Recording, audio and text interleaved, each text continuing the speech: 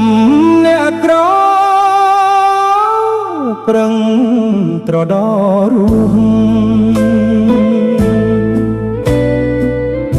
អាប់អកតយូ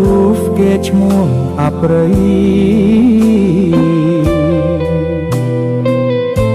វណ្ណៈតូចទៀបគ្មានសិទ្ធិហាស្តីខុសពីចរណៃអ្នកមានទ្រព្យាស្រវាចាប់កាយคล้ายជាអ្នកទោសស្នេហ៍គ្មានកំហុសព្រោះពាក្យសន្យា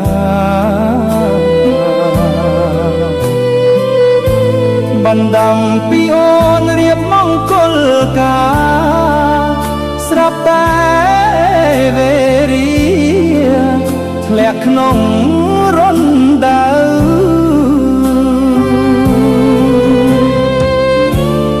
រឿងរ៉ាវ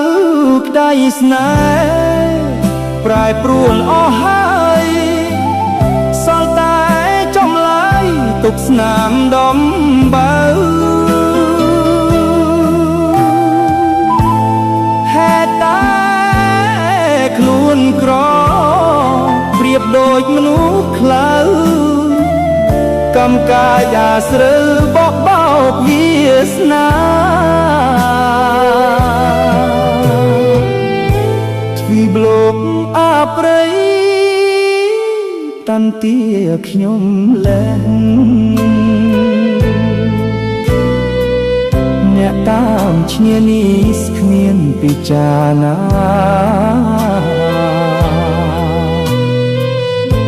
ព្រោះតែក្តីស្នេហ៍ឆ្ងាយដូចចន្ទ្រា